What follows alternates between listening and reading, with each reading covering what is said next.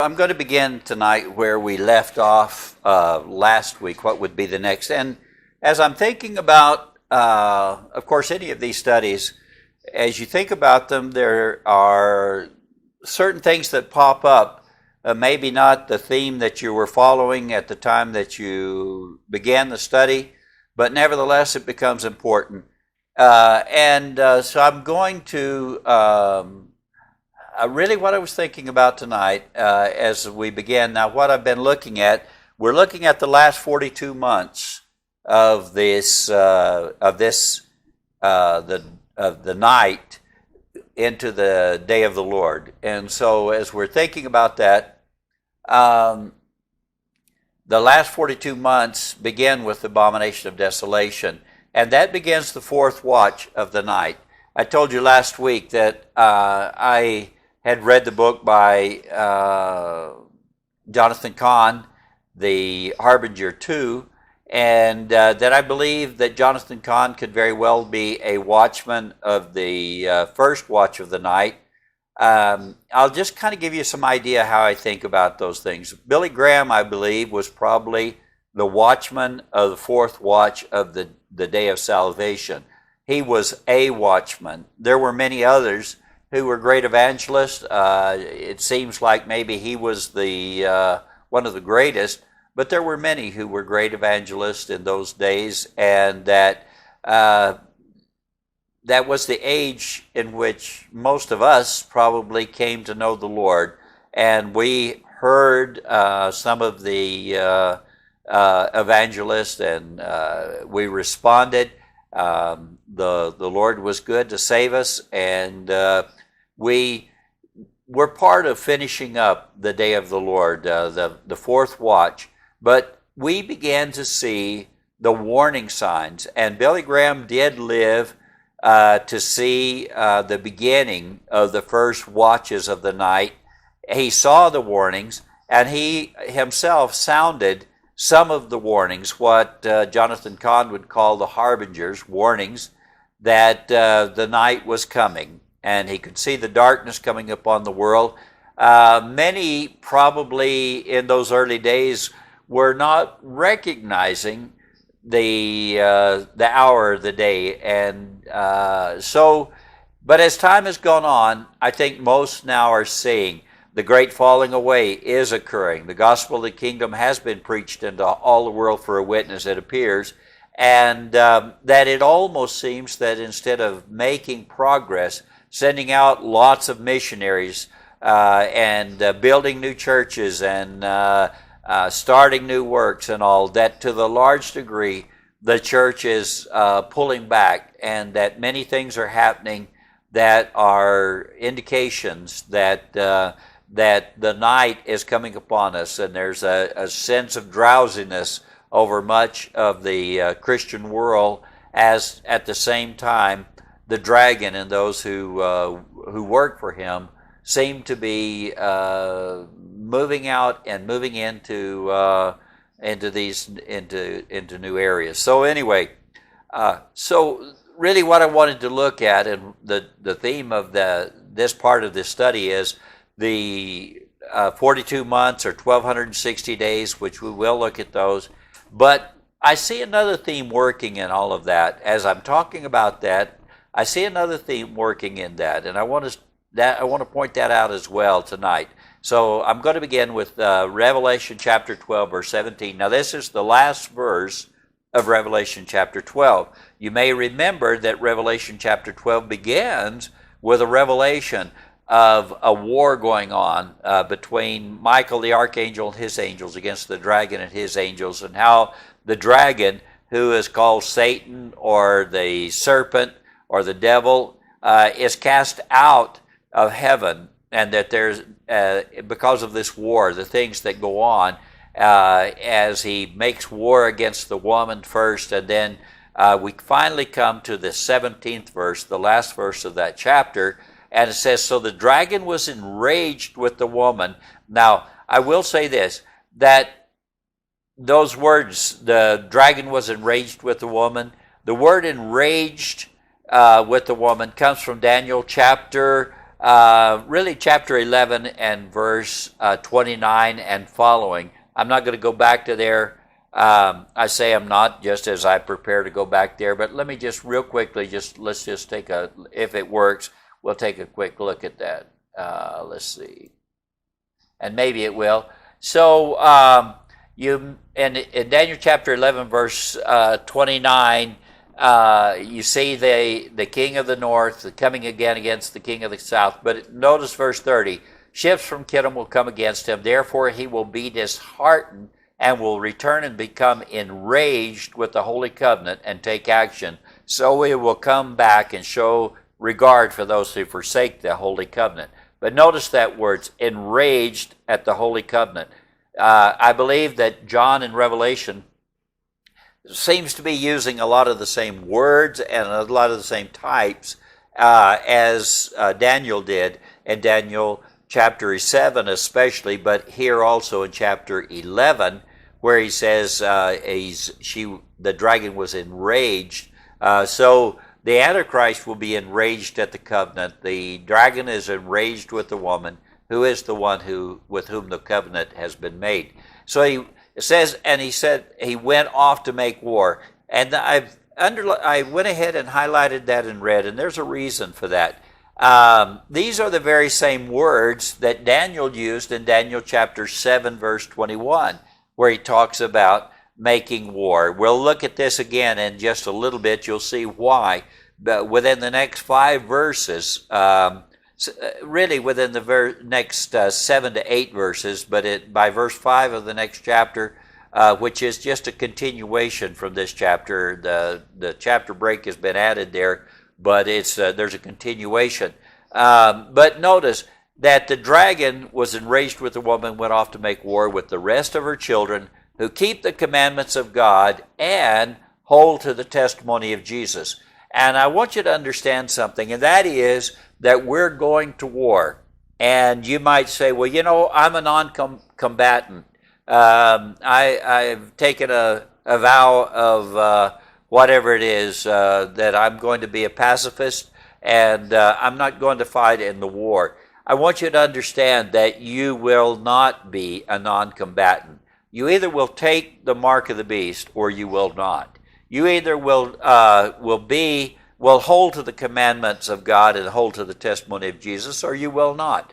And there will be no middle ground for as time goes on. And you say, well, there are places in the world where they've never heard these things. Well, the reality is that this one, during that 42 months, will have authority over the entire earth. All the planet will be under the authority of the Antichrist, under the authority of the dragon, and when this time comes. So there is a war coming. And when a war comes, you can't decide in this war to set it out and to let other people fight and maybe give verbal or emotional support or whatever. You are going to fight.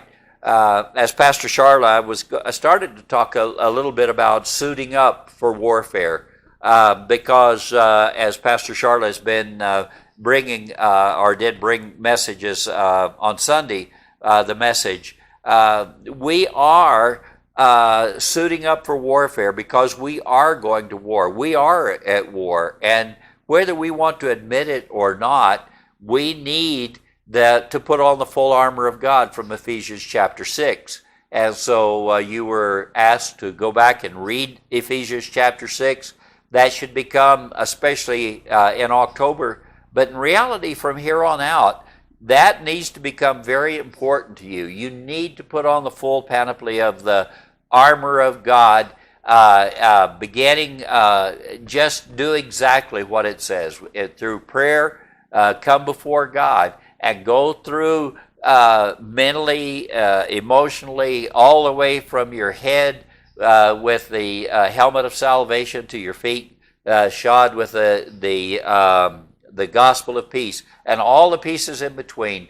You need to take up every portion of that armor and put it on. Get dressed for warfare because you are going to war. And that's because of the fact that the dragon is enraged right now, you see, with the woman, but I've got to tell you that the dragon is also enraged with the church. Now, as long as the church is not doing anything and is sitting back quiet, there will be a period of time, I suspect, when the church might get by, some of the people in the church might get by without there being any open attack. I was just talking with Joyce about an event that took place while we were still in Alamogordo, and I don't remember all of the story, and that's why I was asking her what she remembered of it. But apparently there was a guy that lived, and I don't even know what direction from our church, but the church there had at the entryway was not very large, but it was kind of almost square, maybe, I'm guessing 12-foot square maybe, or something like that. Might have been 15-foot square, probably not much more than that. And it was 2-story. The second story had nothing in it except old records from when the church was built and old giving records from years and years and years ago. But on top of that, there was a steeple, and on top of the steeple was a cross. Well, when the sun would shine, either early in the morning, maybe at dawn, or sometime during the day, I don't know what, the shadow of that cross apparently went across this guy's property, across his house or something, and it offended him. And I didn't know about it, and I think that it was in talking with a patrolman at some point, they had picked this guy up because he was swinging a machete. I couldn't remember if it was a machete or an axe. Joyce thought it was a machete, and it probably was. But when they asked him what he was doing, he was on his way to the church to cut that cross down. That cross was offending him. And so even the silent witness of the church was enough. The fact that the church had a cross on it was enough to offend this person to the point that they wanted to engage in warfare. I want to tell you that the dragon is enraged at the woman and is going off to make war. But notice with whom? With the rest of her children. Now the woman will be, as we'll look again, we have looked in days gone by, but we'll look again. The woman, Israel, will be those that have converted to Christ. When this time comes, they will escape through a supernatural intervention that God creates to allow them to go to a place in the wilderness, a place that the church is generally believed to be Petra. I've shown pictures of that. You can look it up, though, on your internet, and you can look up Petra, and you can see all the various things. And you can see that it's carved into the banks of a deep cleft in the rock, and then the buildings are carved back into the rock, so that it would be it's almost impossible, would be almost impossible to attack, and especially in the fact you can't get, I don't guess you could get helicopters in there. I mean, there's just so many different, every way you would think of trying to bring about an attack, it's just not a reasonable thing. And God will protect her, but in a place, and that may be the place, it may not be the place. But notice this war is with the rest of her children.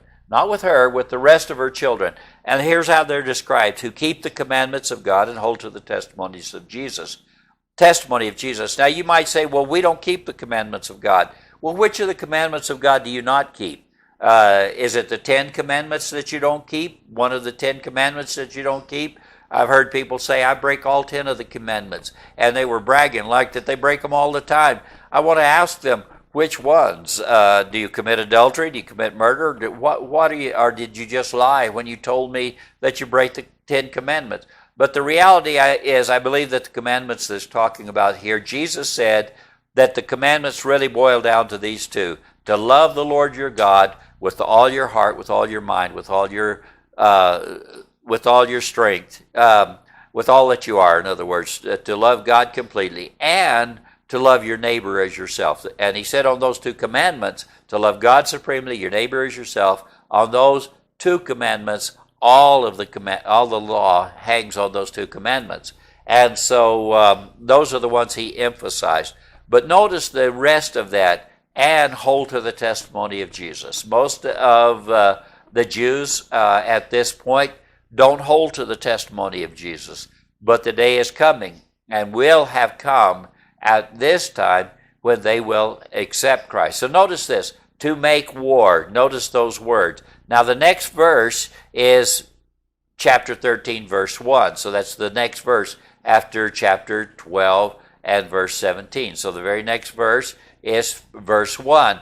And he, now I will tell you that the and he comes from the, I think it's the 77 or 75 edition of New American Standard. If you've got the King James Version, and you read Revelation chapter 13, verse 1, it says, and I stood on the sand of the seashore. If you've got this one, it says, and he stood on the sand of the seashore. But if you've got the more modern translation, New American Standard, it says, the dragon stood on the sand of the seashore. So who stood on the sand of the seashore? Well, to see that, you have to go back to the verse before, which is chapter 12, and notice it said the dragon was enraged with the woman. It's speaking of the dragon, so that when you get to chapter 13, verse 1, then it stands to reason the he there is referring back to the dragon. So that's the reason.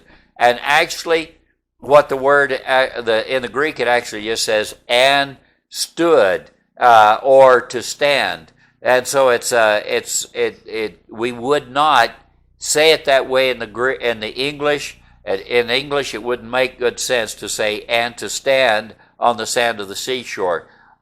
So all the rest of it is in a prophetic past tense, and so this would be as well. So he stood on the sand of the seashore, meaning the dragon stood on the sand of the seashore. Maybe, and maybe not. Maybe it is I. Maybe John's saying, I stood on the sand of the seashore watching. You remember that that this is referring back to Daniel chapter 7. And there, Daniel said, I was watching in visions of the night, and these beasts were coming up onto the sand of the seashore.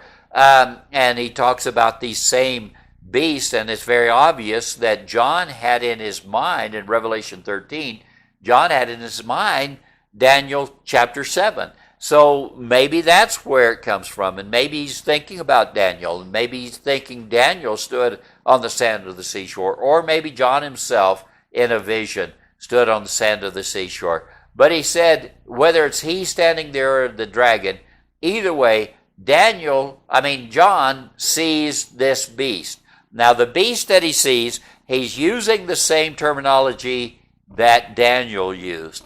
But so you'll see that in part of this, he's talking about this governmental form that's coming up. This government that he's talking about is what Daniel described as the fourth of the living creatures that come up out of the sea onto the seashore. So the first was a lion with the eagle's wings, and he watched until the eagle's wings were plucked. And then the second one was the bear with 3 ribs in his mouth. And he watched that, and then he watched until the third one came, and it was a leopard with 4 wings on its back. And then he watched until there came a fourth, which he does not call by any of those type of beasts. He's just a beast, and it's made up of 10 horns and 7 heads. And so that the fourth kingdom is the one that Daniel wanted to know more about in Daniel chapter 7, and he asked very specific questions about, I wanted to know more about the fourth. He doesn't ask about the first, second, and third, but it becomes very clear that this one, the fourth one, is the one that takes over the entire earth, that he rules over the entire earth. And so it's a governmental system that rules over the entire earth. And so that's the way it's described in Daniel. That's the way it's described in Revelation. Now, so John says, I saw a beast coming up out of the sea having 10 horns and 7 heads. Now, John and Daniel were the only ones to use this. So Daniel, I believe, uses it 5 times, and John uses it in Revelation at least twice, this 10 horns and 7 heads. And it may be more than that, but I believe that that's probably pretty close to right. So he saw the beast coming up, and he describes it this way. Both of them describe it much the same types of ways, the 10 horns and 7 heads, and they tell what those 10 horns are. Both of them make it clear that the horns are talking about 10 kings, but the 7 heads, either one of the places in Revelation make it look like that that one of the horns, one of the 10, maybe it's one that replaces one of the 10, take out 3 of them so that there are only 7 left, and then so he is one of the 7.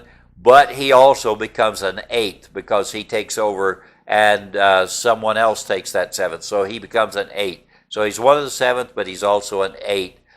Very difficult to understand in those kind of terms because they're so, at the time when it happens, you'll recognize it. That's the only thing you can really say about that. I've also looked to see if maybe this could be talking about 7 continents. You may know that the UN has divided the earth into 10 regions, and each of those regions will have a king over them, or if not a king, a leader, whatever he's called, and he'll probably be called by some spiritual name, because I believe when the time comes that this will probably be an Islamic government, and I'll show you that in the next verse why I say that.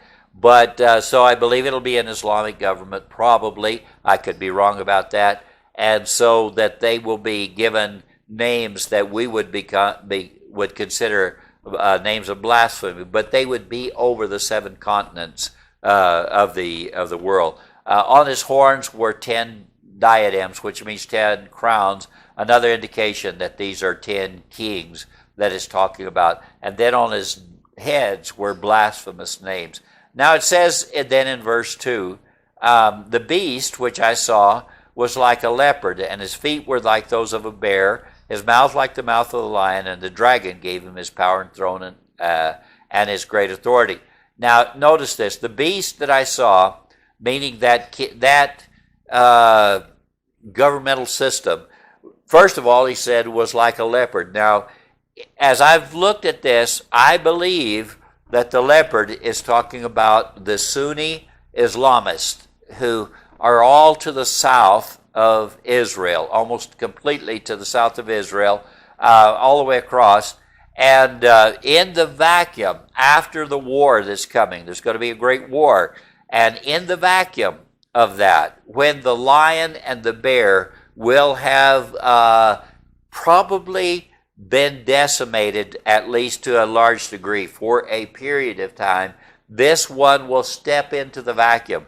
They will appear to have won because they are very quickly aligning themselves through treaties and agreements with Israel. And so when God delivers Israel from the attack that's coming from the bear coming out of the north, Russia, Turkey, and Iran, when God delivers them, he also will, in so doing, deliver those who are in that region who are aligned with them, allied with them. And so, of course, they are going to turn their back on Israel not very far down the line, and this beast definitely will turn his back. This governmental system that's made up of the Sunni Islamists will, if I'm right about the body of this beast, then that body of that beast, the Sunni Islamists, will turn their back on Israel, and that's when Israel will have to escape, leave the land of Israel for 42 months during this period of time. And we're going to look at more of that as time goes on. So the beast, he said, he saw was like a leopard. Its feet were like those of the bear. So it has its military power seems to be the same power of the Russia, Turkey, and Iran. Even those especially Russia, I believe, will be decimated, and that Turkey and Iran will, a lot of their military is going to be destroyed because of the fact that they will be the ones that will fight against Russia. So Russia and the Shiite Islamists, the Shia Islamists will fight each other on the mountains of Israel. They will destroy each other there so that the armies will be destroyed. The nations themselves, except for maybe Syria and then part of the probably Russia, I'm thinking it just says fire will fall on Magog. So I'm guessing that probably there will be a nuclear exchange. Probably it may begin with a nuclear exchange set off by submarines firing upon Russia, the capital cities of these nations. So probably that Israel will begin that when it's a war of extermination. When they have an existential threat against them, they will use their Samson option, which is to destroy the capital cities of the nations that come against them. So you could imagine Moscow and the capital cities of Turkey and Iran also being probably damaged, destroyed, or whatever. Nevertheless, a lot of Russia will still be powerful. A lot of their military will regain its strength, but will be under subjection to this. For one thing, the Shia will have been so demoralized and all that they will now recognize the wisdom. Probably, I'm believing that this is probably what happens. I could be completely wrong in my understanding about this, but that they probably will submit. The Shia Muslims will probably submit to the Sunni Islamists to develop the caliphate. But this will be a caliphate, and the word beast here probably could also be the word caliphate. It will be a governmental system made up of the leopard, but it will have the feet of the bear, the power of the bear, but it will have the mouth of the lion. Well, what does that mean? And if you've read my book, you know that I believe that the mouth of the lion there probably means that they will speak English, that English will still be the language. And I also believe that probably, even though the United States will either through this virus, through this military action, or other means, that probably the Anglo-American Western powers will be zeroed out for a period of time, that they will come back very strong and actually will come to the head of this what would have been a caliphate, although it will no longer really be Islamist in its bottom line practices. They will very quickly put off many of the Islamic attitudes or ideas, but they will also keep many of those, and especially coming against Christians and Jews. And so I think that you'll see all of that. Now, notice then the next portion of verse 2. And the dragon gave him, meaning the beast, his power, his throne, and great authority. So when the dragon begins to give him, it's talking not only about the governmental authority there, but I think it's also talking about, by him, I think it's referring back probably to what was spoken of just prior to that, and in the sentence just before, and that is, his mouth is like the mouth of the lion. I believe the one who has the mouth of the lion, the English language, and will speak for this worldwide kingdom that's developed out of an Islamic caliphate, but now is no longer true to Islam or any other religion. Actually, it's going to be one that's going to be more like the Russian in that sense, or like the communist in any nation. It's going to be probably one who puts off religion completely and develops a foreign or a religion that's about this one person. But notice it's the dragon that gives him his power, throne, and great authority. So the power is from the dragon, Dragon's been cast to the earth, and he has power and he has authority for a short period of time. What period of time? Probably for, we don't know exactly, but we know just from prophecy that the period of time seems to be 3.5 years, because that's how much power and authority and the time that he gives to the Antichrist.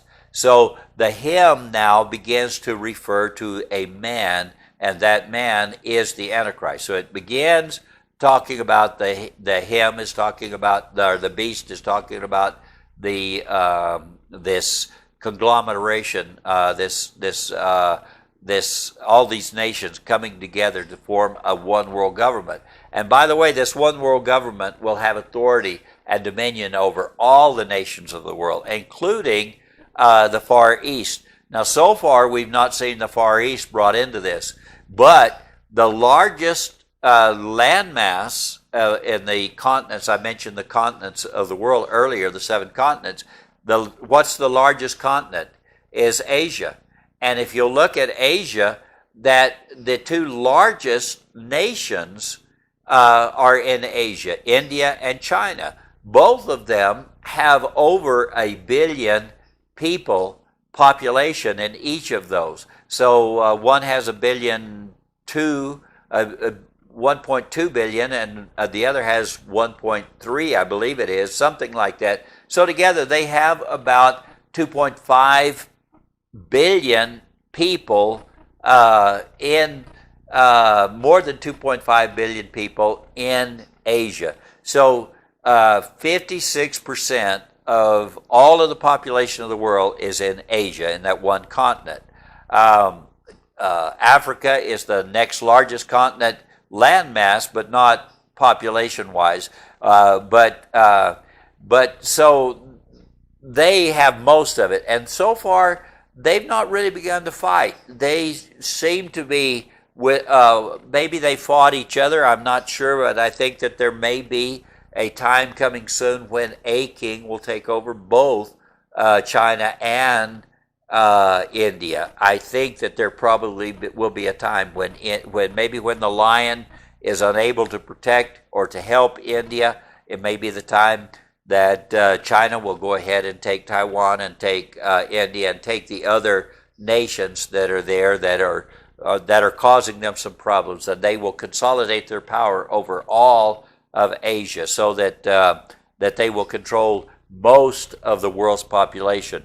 But the problem that they have in China, and a problem that's very similar in that they have in India, very smart people, and they've got a lot of things going for them, but they warn the nation, the land out. The population is too great for the landmass that they have, and even though it's the largest landmass, it also is still the most heavily populated, and so they've worn it out. They've worn out the land, and they need new lands. And then they look across to America, to all of the North America. Well, all of America, really, South America and North America. North America being Canada, the United States, and Mexico, and they see a very thinly populated land that could be, with just a little bit of manipulation, could be almost depopulated, and yet very wealthy in land mass, and the land is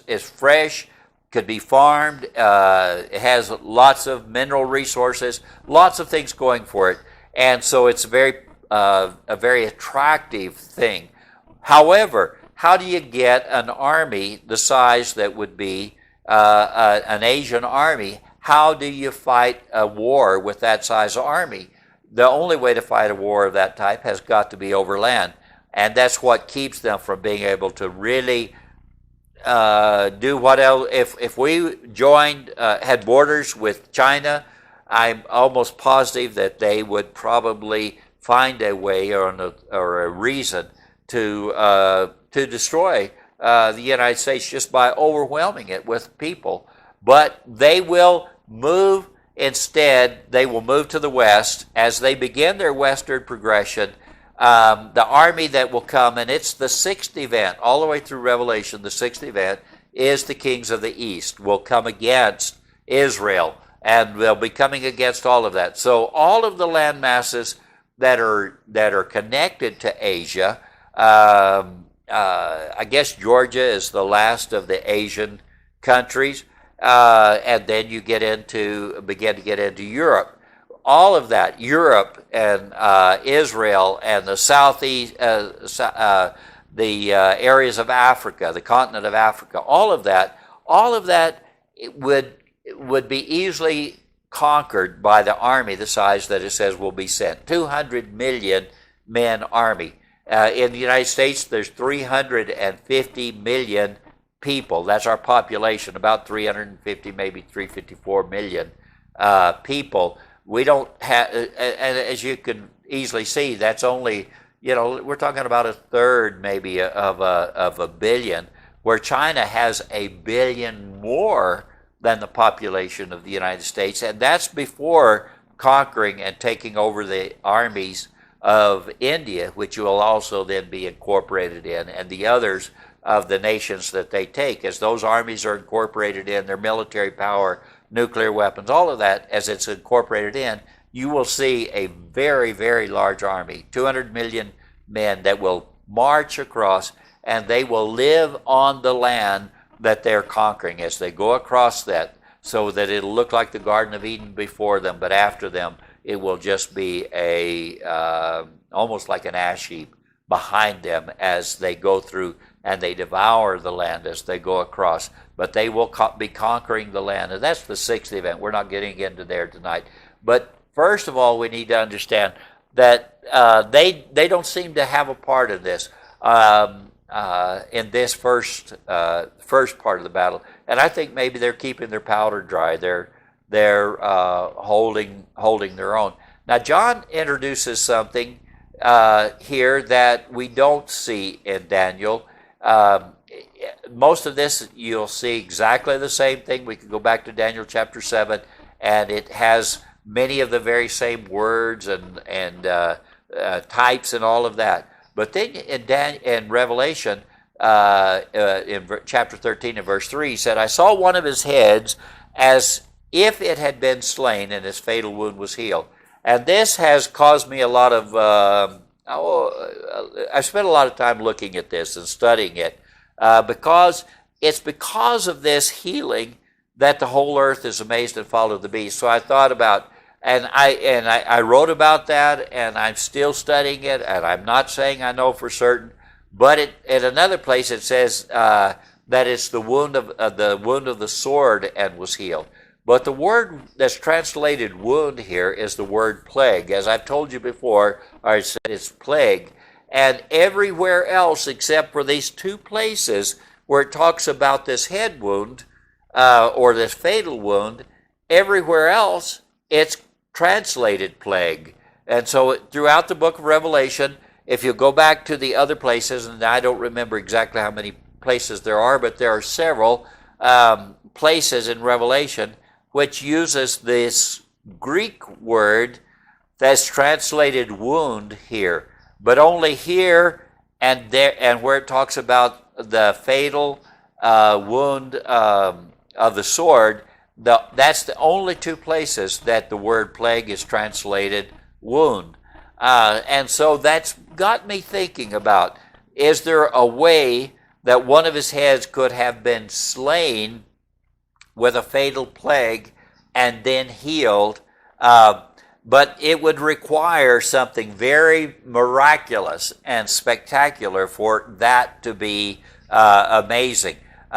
We've seen it a lot, and so I will tell you now that I don't believe the deal of catching COVID-19 and then getting over it is what it's talking about. However, if someone caught COVID-19 and died, and because of their position was laid out in the Capitol Dome, laid in state, and while they were laying in state, they suddenly came to life in front of all the cameras and television cameras and all of that. Couldn't that be faked? Of course it could, and so could the moon landing, and a lot of other things could have been faked. But nevertheless, it will be, whatever happens, I don't know what's going to happen. I've always believed it will be this. I believe that there will be a leader who will be probably making a speech, or maybe he will be visiting foreign dignitaries or whatever, and somebody is going to try to kill him with a sword. And in fact, they're going to be successful in that it's a fatal wound that he suffers. Nevertheless, the fact is that the word is translated as the word plague, and its other places are translated as plague. And so it's a possibility. There's enough reason to believe, still, for me to believe, that it's talking about the wound of a sword, but there's also reason to watch to see anything surrounding that. And so if I mentioned to you, go back and look at Revelations 12 and 13 and consider that where it says the word wound there is the word plague. See if that has any meaning. It may or may not, but it doesn't hurt to at least have that in the back of your mind, because here's what you don't want to have happen. You don't want to fall victim to this and believe that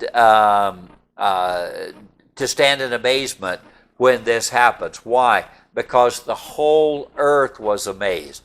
Now, I will tell you now that not the whole earth is going to be amazed, not the whole earth is going to follow the beast, but he will make that clear in verse 4 that he's talking about those whose names have not been written in the Lamb's Book of Life.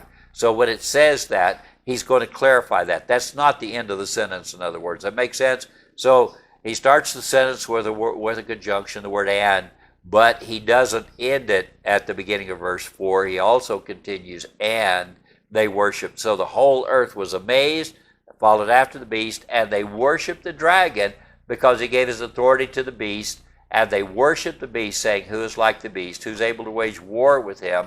And there was given to him a mouth speaking arrogant words and blasphemy. I'm wondering if I should go ahead down to that. Let's see. I'm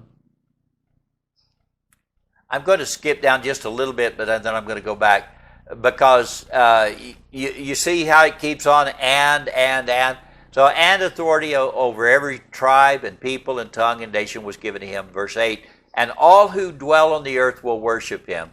Then notice, comma, everyone whose name has not been written from the foundation of the world in the book of life of the Lamb who has been slain. So he makes it clear, when it's saying everyone or all, it's all of those whose names have not been written from the foundation of the world in the book of the life of the Lamb who has been slain. And that's very important, because otherwise it makes it look like that everyone, when his fatal wound is healed, everyone is going to be amazed and follow after him. Yes, it will be amazing if somebody, if you're watching on TV and they're playing music and maybe somebody's giving their speeches or whatever, and suddenly this person came to life, I could imagine that would be something that would amaze you, but it doesn't mean you would follow after that. You've seen this passage. It should inoculate you from that. You should recognize there's something going on here more than what's there. Plus, if you have accepted Christ, you're not going to worship any man, beast, any other god. You're not going to worship anyone else, because Christ has your allegiance. They worship the dragon because that he is the one that is giving his authority to the beast. And the dragon then gives his authority, meaning the dragon's authority, to the beast. And they worship the beast, saying, who's like the beast? Who's able to wage war with him? In other words, if he comes back from the dead, how can you wage war with him? And so I believe that this event probably takes place just about just prior to the beginning of the 42 months. Why? Because notice it says that he gave him, notice verse 4, they worship the dragon because he gave his authority to the beast. So you can say, well, how long does the beast have the dragon's authority? And you can see right in verse 5, there was given to him a mouth speaking arrogant words and blasphemies. And then, by the way, his mouth seems to be his number one thing. He had a mouth speaking the lion. It's the mouth of the lion. It's the mouth that speaks the arrogant words and blasphemies. That's his nature. But notice he's given authority to act for 42 months. Now, the reason that I chose this passage to go along with this study is because of the 42 months. We need to see, because over and over again, I talked to you about Jonathan Cahn, or maybe Billy Graham being the one of the watchmen of the fourth watch of the day, maybe Jonathan Cahn and Dave Wilkerson and a few others being watchmen of the first watch of the night, the time of the twilight, coming out of the daylight into the darkness, at the beginning of the darkness, and the warnings that were there for anyone to see if they were watching, the warnings, and that's what the harbinger is about. But what we're talking about here is talking about the fourth watch of the night, which the fourth watch of the night ends with dawn. And you remember that it was in the fourth watch of the night, after the disciples had been rowing their boat all night and not making any progress at all. Jesus was up on the mount, and as he's watching them, he comes walking to them in the fourth watch of the night. So just before the dawn, Jesus came walking to the disciples, and as the light began to show, they saw him walking, and they began to respond to him. First of all, thinking it's a ghost, and then realizing it's Jesus. Peter asking to come walk with him on the seas, and they would have missed all of that except for the early morning. In that early morning, just as the light came, just as it had been in other types, and I'm not going to get into all that. I don't have that amount of time, but authority to act for 42 months. This 42 months, we're talking about the fourth watch of the night. The fourth watch is from the abomination of desolation until whatever takes place that takes away the authority of the Antichrist. And I believe what takes it away, I think if you get down to about, I think it's the 18th chapter of Revelation, you'll see that as the kings of the East are preparing to attack and to take this 200 million man army on their march across land, that what brings them out is a demonic spirit comes out of the beast and the false prophet and the dragon, and those three demonic spirits go out. They look like frogs, it says, and they go out to the kings of the earth to bring them together into the battle of Armageddon, or this battle of the 200 million man army, which is the first battle of Armageddon. There's another 1,000 years later, but this is the first of those. So that probably is what takes place at the 42 months. But his authority is limited in time. He only has 1,260 days, and we'll see that in a little bit as well. So authority to act for 42 months was given to him, and he opened his mouth in blasphemies. Again, notice he opens his mouth. His mouth is his problem against God, to blaspheme his name, his tabernacle, that is, those who dwell in heaven. And it was given to him, again, notice this, to make war with the saints and to overcome them. So war, this is in Daniel chapter 7, verse 21. You'll see this very same idea, to make war. John seems to be getting this in Revelation. He's referring back to Daniel chapter 7. He uses that very same word, actually, to make war with the saints and to overcome them. And authority over every tribe, people, and tongue and nation was given to him. And all who dwell on the earth will worship him, as I just read to you, everyone whose name has not been written from the foundation of the world in the book of life of the Lamb who has been slain. If anyone has an ear, let him hear.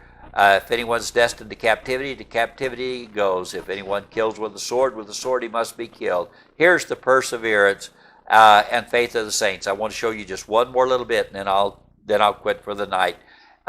Revelation chapter 11, verse 2. I'm going to go back because I want to show you the 42 months and the 1,260 days. What I want us to understand, when it talks about 3.5 years, or it talks about time times and half a time, or it talks about 42 months, 1,260 days, is talking about that fourth watch of the night. Still talking about the same thing. So these are the two where the two witnesses are in the temple on the Temple Mount in Revelation chapter 11, verse 2.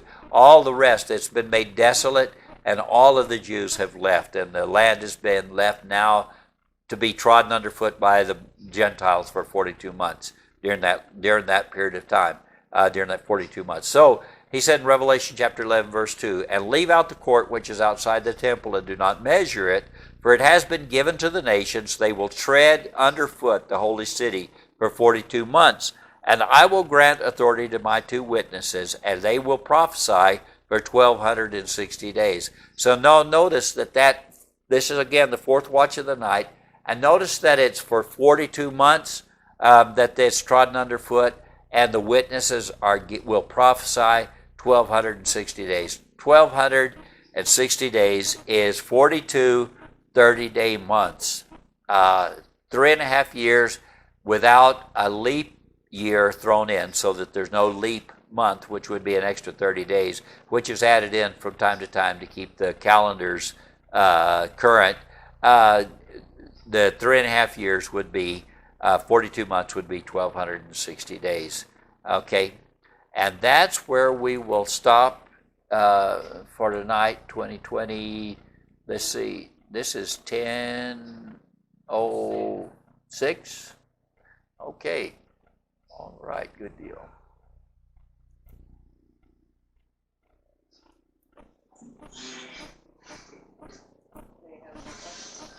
So I wonder if a synonym for the beast is a synonym for the beast, the one world system, is the synonym for the dragon, the Antichrist, Okay. or not? No, there are 3 persons of the demonic trinity, and that is the dragon, the false prophet, and the Antichrist. The Antichrist is also called the beast, and it's kind of confusing a little bit in that chapter, because not only is the governmental system called the beast, and referring it like it does back to Daniel, but also the Antichrist himself is referred to as the beast. And all the way through the rest of that, when it refers to the beast, it's talking about the Antichrist, the second person of the demonic trinity.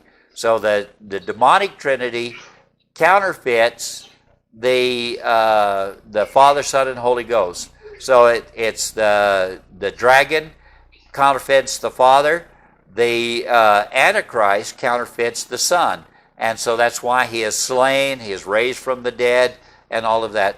And the false prophet will be a religious leader, probably a human being. Well, he is a human being. That will be a religious leader.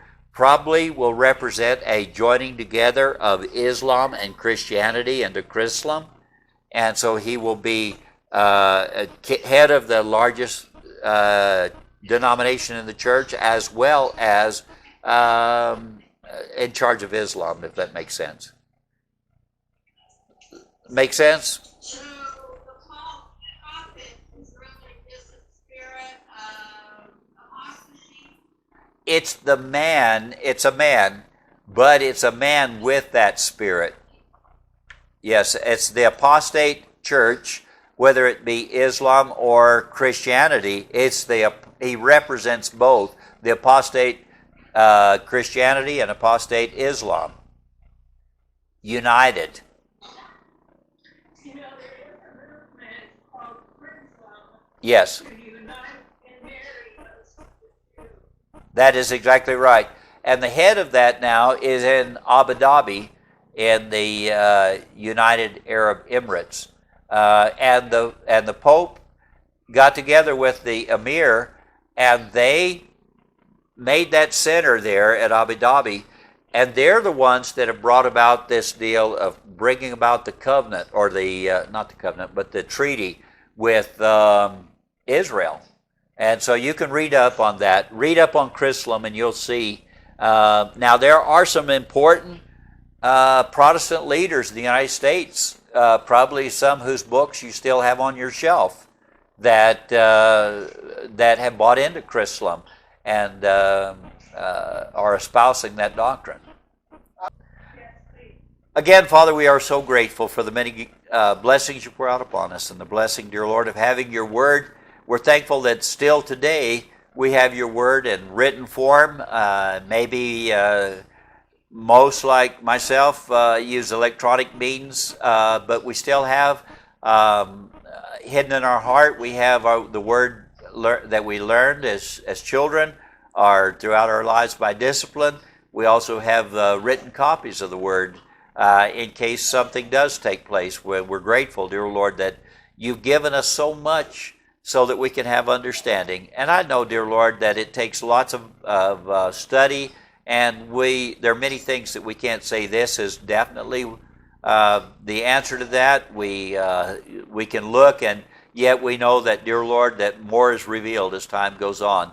But we know, dear Lord, that if we are those who are to give to have insight so that we can give understanding to the many in that last 42 months, as you say very clearly that we are to do in Daniel chapter 11 and verse 33 and following. I just pray, dear Lord, that you'll help us to study it to the point that we begin to take it into our hearts and into our minds. And I do pray for insight and wisdom and understanding so that none of these things will take us by surprise. And even if we are somewhat surprised by the way that it turns out, may we not be so shocked and amazed that we follow after that which we should not. Lead us, guide us, keep us. Again, remember the prayer requests that have been made, and several, and I know that some that have not even been mentioned here tonight have either tested positive for the COVID-19 virus, or they are home isolating if they've been diagnosed, or maybe quarantined if they've not yet been diagnosed. And I just pray, dear Lord, that you will be with those as well. And for those that are not sure, I pray that you'll help them, dear Lord, and help them to know, have wisdom to know what to do and how to do it and when to do it. Now, Father, I pray that you'll be with us, be with our president and the leadership team in Washington, and with the Joint Chiefs of Staff as they are undergoing this quarantine, all of them, but the Admiral of the Coast Guard is in quarantine, and he's in isolation. And I just pray, dear Lord, that you would be with them, that you would be with our military leadership that will be, for short term, taking those positions of authority and whatever would be necessary. I pray, dear Lord, that you would be with all of those that are in need of your touch. Lead us, guide us, keep us now, we pray, and bring us back together again soon, we ask in Jesus' name. Amen.